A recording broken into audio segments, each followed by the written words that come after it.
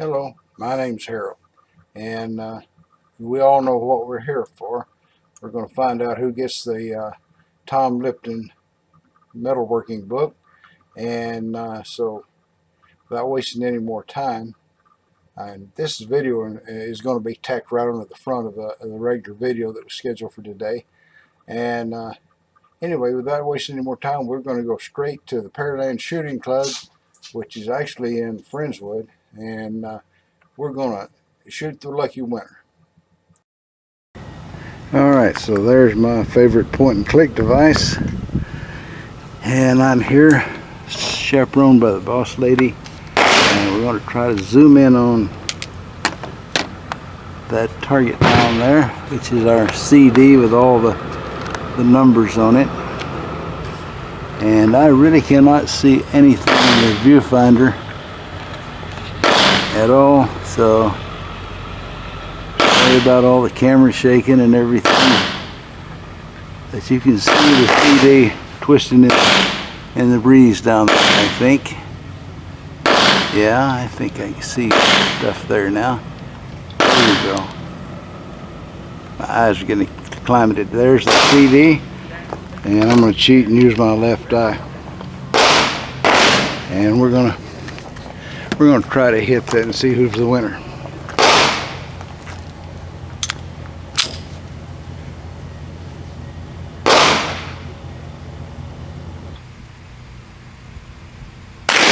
There.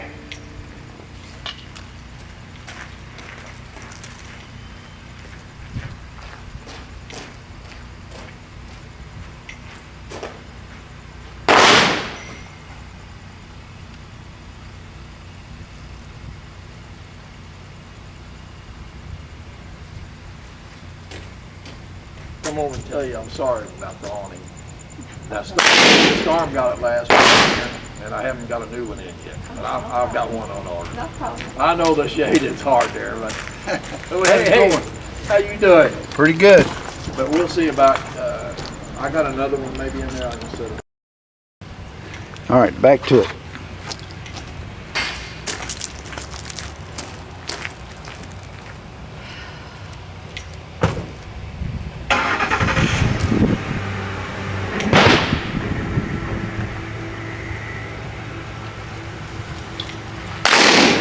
Whoa.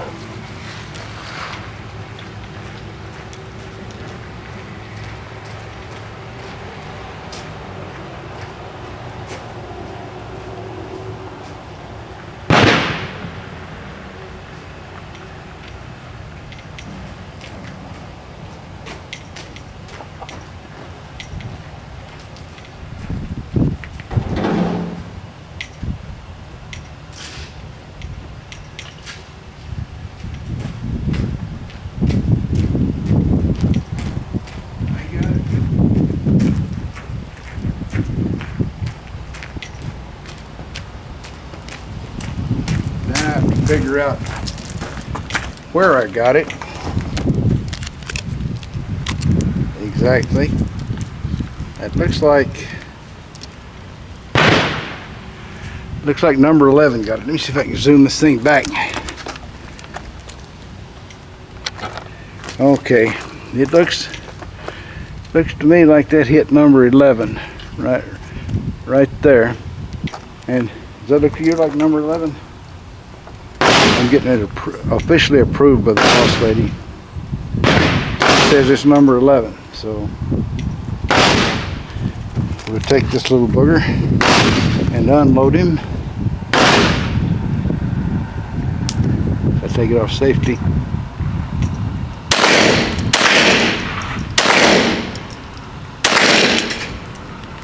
Alright, we're officially unloaded. On to the next thing.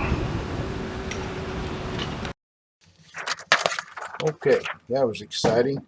Now that we've got the disc here, and I guess you can see that number 11 there has been mutilated and shot full of holes, and it's interesting. That's him right there. Yeah. Okay. Anyway, number 11 is, and I hope I'm saying this right, Giovanni Brazzoli. Let me see, get this thing where we can see it. And you see there, it's number 11, Giovanni Brazzoli. And so, Giovanni, wherever you are, send me an email. The address is, email address right at the bottom of the screen there. Send me an email with your mailing address, exactly like it would be if you were mailing something to yourself, and I'll get this book on the way to you. Okay? Now, we're gonna, well, maybe we'll have a redneck joke and then go into the regular,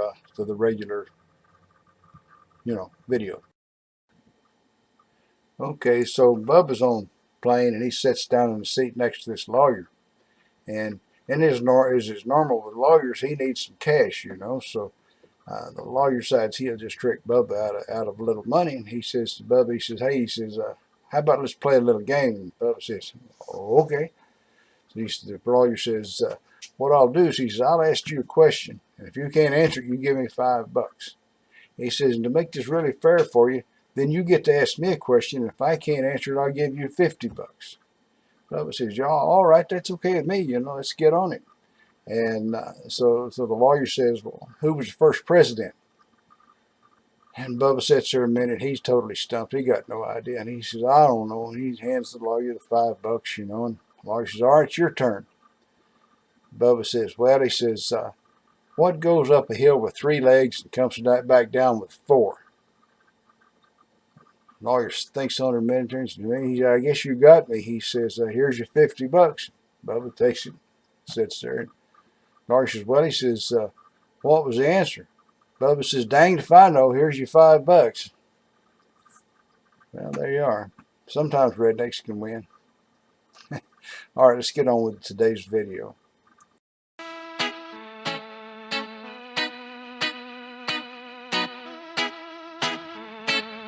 Hello, I'm Harold. I've got several little projects that I keep putting off, but I really need to do them. And one of them is make a double boost wrench for my tool post on my lathe. And another one was to make some sky hooks for my video camera. And I've got that about half done. And there was something else that, I need to make a speed wrench for my milling machine vise so that I can have the 3 little arms sticking out and spin it around. But that's the one I hadn't started on yet. I did get this to start it with, but come to find out, I didn't need a deep socket. I needed a shallow one. But I'll probably just keep it and cut it off.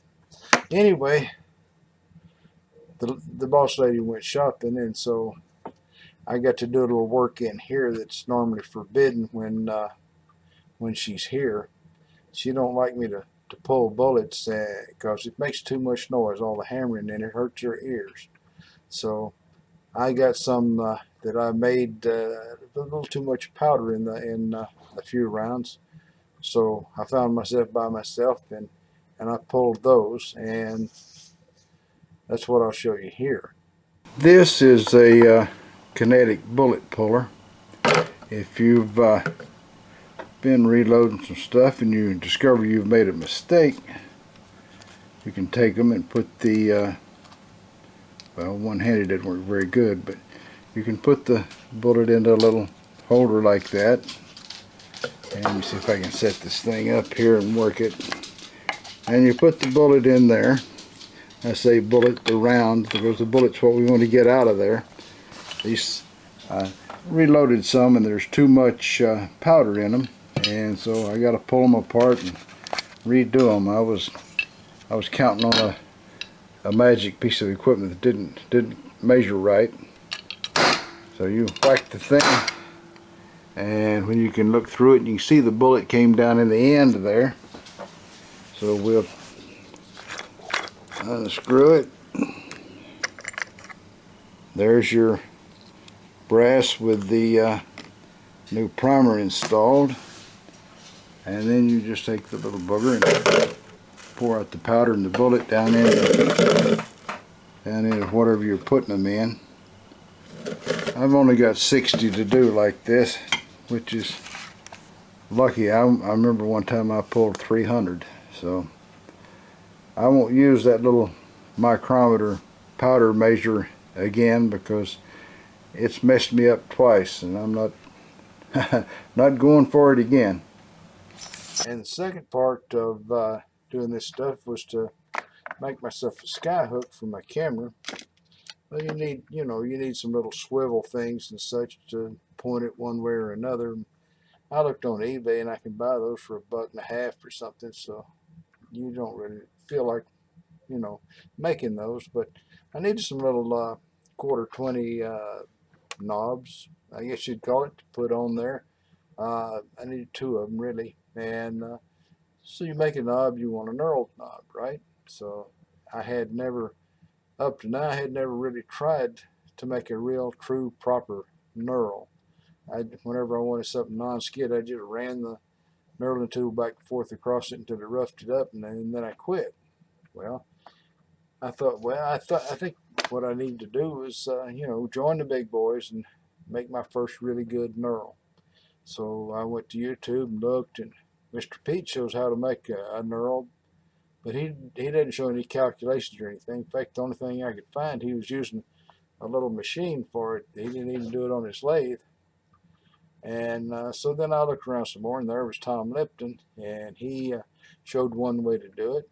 And I made a spreadsheet with his method in it, with calculations, so that I can just come along and plug in, say, the size of knurling tool I got, and it'll spit out all the different sizes there, well, several different sizes of metal that matched the knurling tool.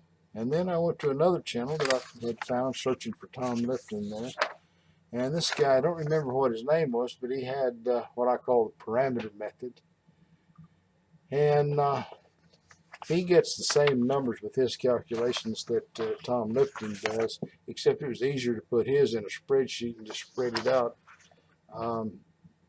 What Tom Lipton showed me was right here. I need to put on my readers because I can't see that, to be honest with you. It's too close. Used to I had to get things close to see them, and now when they're too close, I can't see them. All right, so anyway, he had a milling cutter with 25 teeth, milling cutter, a knurling rollers with 25 teeth per inch. And so he took that and he put 1/25 to find out how far it was between the teeth. I'm not doing a good job of holding this. And then once he found out how far it was between the teeth, he had a particular size of, that's really bad. He had a particular size of metal that he wanted to knurl, which was in this case 7/8. And he calculated it through until he came up with exactly the diameter that he needed to make the knurling wheels fit the diameter of the metal. As you can see with the larger calculation, everything's backwards here. With the larger calculation, is bigger than 7/8. So but he did turn it. He had started with a piece of metal bigger than 7/8. So he turned it down to the larger size. Now me, I'd probably be starting with 7/8, and I'd go to the smaller size. But either one of those sizes will make a complete fit with the rollers on the knurling tool. All right. So the other guy, the one that did the parameter, this is the calculation he did. He took the pitch, which is the threads per inch, and he divided it into one like Tom Lipton did, and then they gave him a pitch decimal, and then he took the pitch decimal and he divided it by pi, and they gave him the multiplier. So then he put this multiplier into a table, if I can hold this properly, into a table, and this is this right here. This is one diameter that fits, two diameters that fits, 3, 4. This is each time you can go up a step in size, and that diameter will fit the knurling rollers. And this is, say, a 16 pitch, an 18 pitch, and a 25 pitch. And of course, I put this in a spreadsheet so I can come along here and plug in whatever pitch I want to, and and it automatically generates a table for me. Isn't that wonderful? Spreadsheets are kind of grand like that, aren't they? Anyway, so I checked the size that he came up with his calculation, and the size the guy with the multiplier came up with his calculation, and they both got basically the same number. One may have went, more decimal places to the right than the other one, but which would have made the fourth number a little different. But still, if you round it up, they come out the same at 4 decimal points. So that's what today's job is to make a couple of little 1/4 knobs with actual really good proper knurls on them, and that's what we're going to do.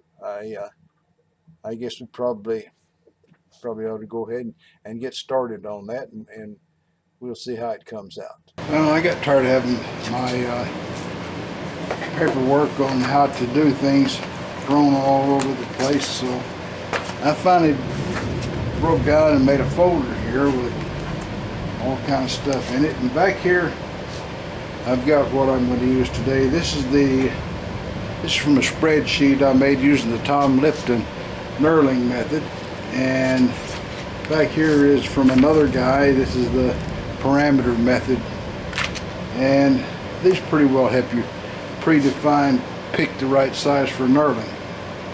I never really tried to do a proper knurling job. Most of that just pick up the tool and skim it back and forth across the object until it's sort of rough and looks a little non-skid, and I've never actually tried to make a really proper knurl. But now I've got a little reason to need a knurl knob. I've got this little guy over here, and I'll take the camera loose from here and go handheld so he can actually see. Excuse all the throat clearing, but old guys with sinus problems do that. But anyway, that right there, I don't know if we're close enough zoomed in or not, but I've got this to put a camera on, and I can move that thing around in various places because I've put attachments up at the ceiling for it. And I've got a couple of swivels ordered that go up here, and I just need a little screw to put through there, the 1/4 and I may even want 2 of those, but I'm going to do the first one, see how it turns out. And a little knob like that should have knurls. Oh, so that's what we're going to do. I'll be back. I looked for the Mr. Pete instructions when I was looking for the Tom Lipton instructions, and Mr. Pete got a couple of knurls, but I couldn't find where he explained how he did it. But anyway, using the Tom Lipton method here, I wonder if the thing will focus on it. There we go. I'm starting out with a 3/8, 0.375, and he likes to go a little bit bigger, but there's not enough metal here to go to 3.5 to 3.78, so I'm going to go to 0.358, and that's where we're going to make the knurl, or try to. Like I say, I haven't made a good knurl ever, but we're going to work on it. Alright, so this knurling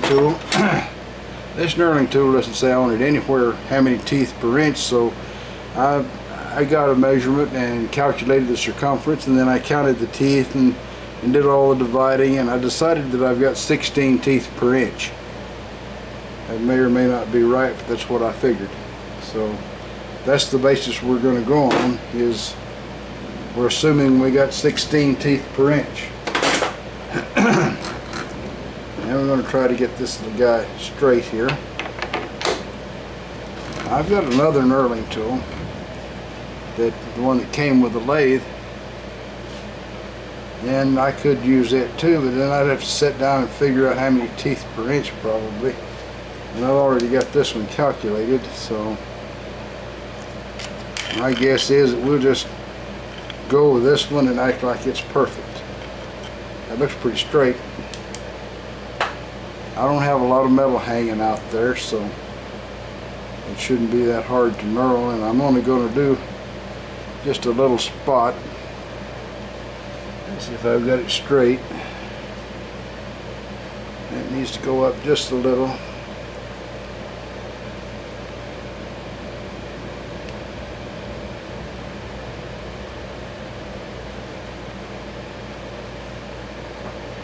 Not too much.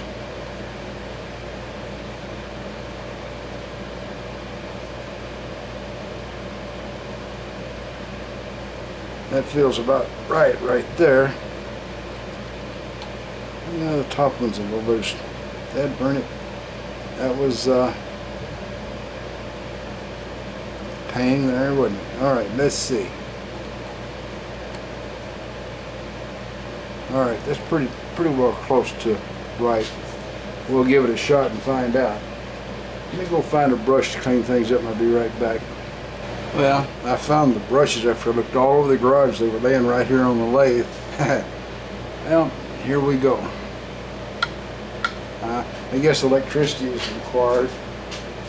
That set the belt tension a little bit. I may start off too fast and have to back the speed down anyway. We'll just see. Yeah, that's probably too fast. Let's back down some.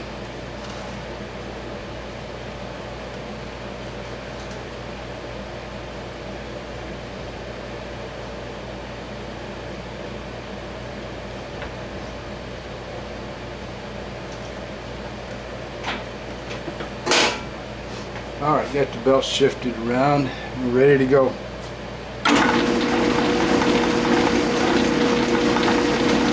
I guess I really should face that sucker off and turn it down to the right diameter. Several things I need to do, huh? Alright, I'll be right back. All the big boys know that you got to calculate the size of the metal before you do a knurl on it. And the calculation using what I call parameter method and the calculation using the Tom Lipton method both come up with the same number. So that leaves me feeling fairly sure that that I'm going to do it right.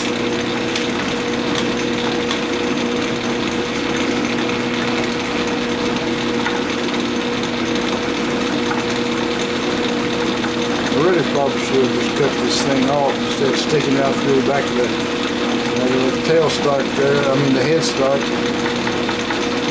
but I didn't, so we'll bear with whatever vibration it gives us. I don't know if it's shaking the camera, but probably. I'll be back. Alright, so we're all zoomed in on it here. Tom Lipton didn't use any lubricant, so I'm not going to either. I'll just crank her up and we'll crank her in and see what we get.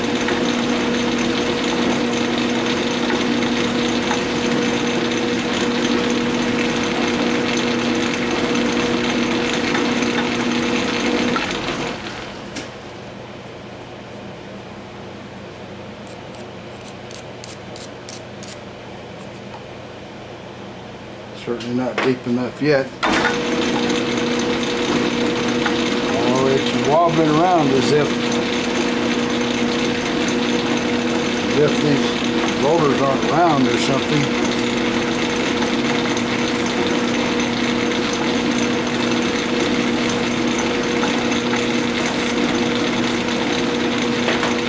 You may have to do this with the other knurling tool that came with the lathe, which would mean I'll have to figure out how many teeth per inch it is unless it's written on it. Wasn't written on this stuff. I can't see it good from where I'm at. Come around here with you. Well, it's starting to be a knurl.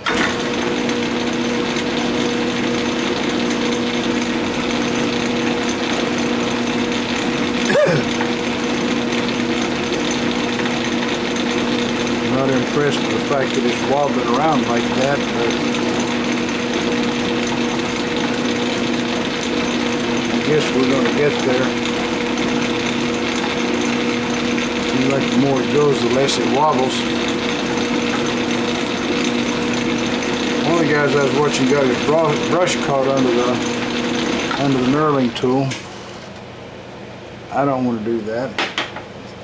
Let's see how that looks from your side. Well, it started to look a lot better.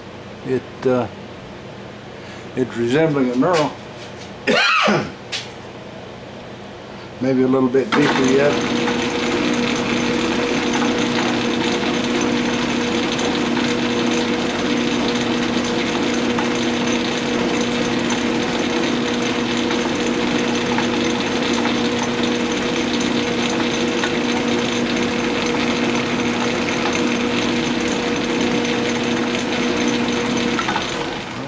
Look at it again. Yeah, it's looking even better yet. You can see it from here. Yeah, I would say that's probably about done, but I'm gonna let it roll around a few times.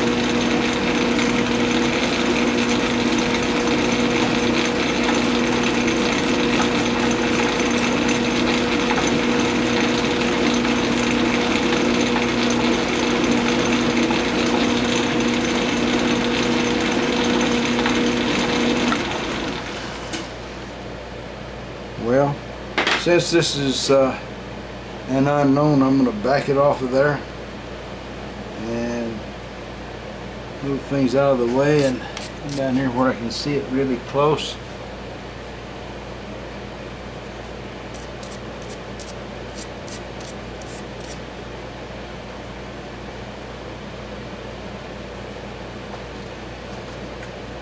Yeah. Let's shine some light on it. My old eyes aren't seeing too good.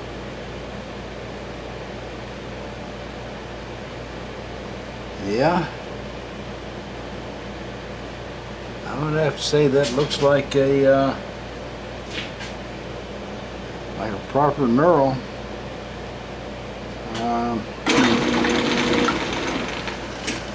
I had more pressure on it than it was feeding in, but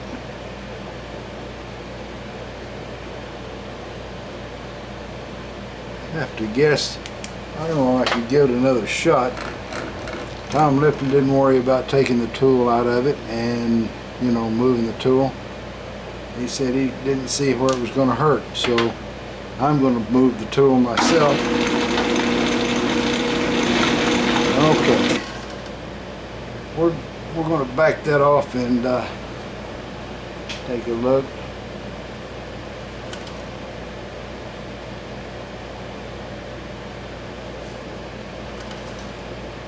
And I'll have to admit, it does look like a knurl. Okay, so we're going to say that's a success, and I'll go ahead and turn this down and thread it. I'll be back in just a minute. You've seen turning and threading plenty. I got down to running a die up this thing, and it dawned on me that I had absolutely no idea whether I had a 1/4 die or not. And I started digging around. I got into the Harbor Freight set that I'd bought, and sure enough, there's a 1/4 in there. Give myself a little bit of a benefit here. There. Now, I know this little die handle looks plastic, but it's not. It's genuine top quality pot metal, so I'm sure it'll do the job. I think my best bet's to just let the chuck stay still and run this sucker around by hand.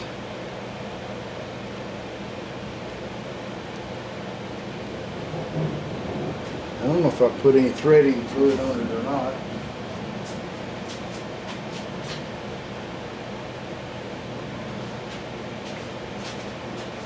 I got something somewhere. The all-purpose junk I use for everything. All right, back to it.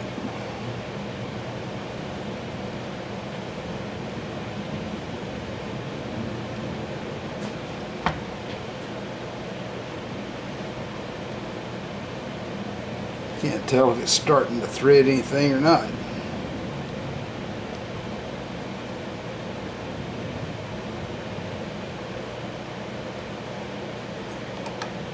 It hasn't started a bit. Okay, so we'll cut right here. I checked a 1/4 thread that came from the hardware store, you know, screwed like that, and it was at least 5 thousandths under the 1/4 inch size. So I cut this one about 5 to 6 thousandths below the 1/4 inch size, and it seems to be working better.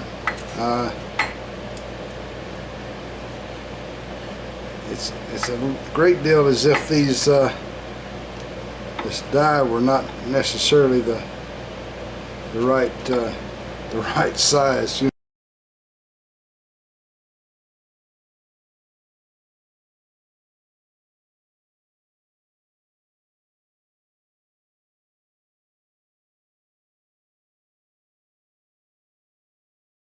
Alright, I ran up into here with a parting tool, and now I'm going to take this little file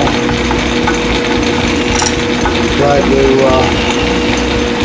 give myself a little chamfer here, and maybe take the points off of that knurl.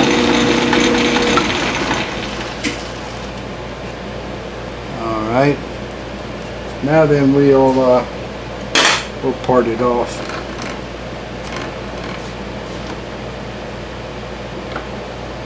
That ought to be about the right size for it right there.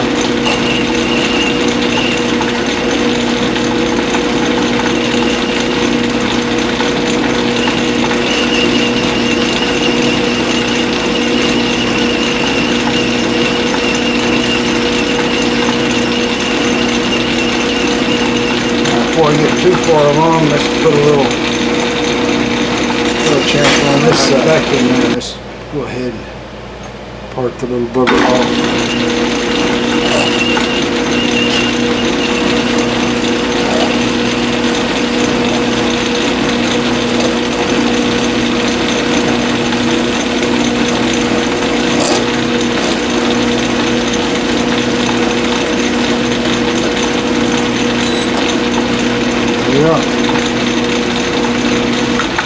We've got a nut there. It's got a lot of chips all over it, but I'll get rid of that little end and we'll see how it looks in service. Be right back. Okay, so here we are. Maybe that'll focus back here. Let me go back to wide angle. No, that's telephoto. Sorry about that. Alright, here we are. Got the little ring on there to retain it, and that'll hold it right there. And if it's too long, I can always cut a little off of it, but I think that's probably just about right, and it's going to be retained. And so off camera I'll go and make another one of these little boogers for another spot. We'll do something else in a little bit, maybe. First nut, rather knob, screw, whatever it is. And the second one right there.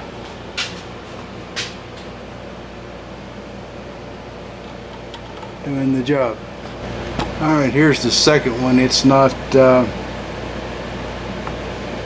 as smooth on there. I didn't file it because I put it back in the chuck so I could cut the threads on this end, because the whole thing was getting down to just a little nub of brass.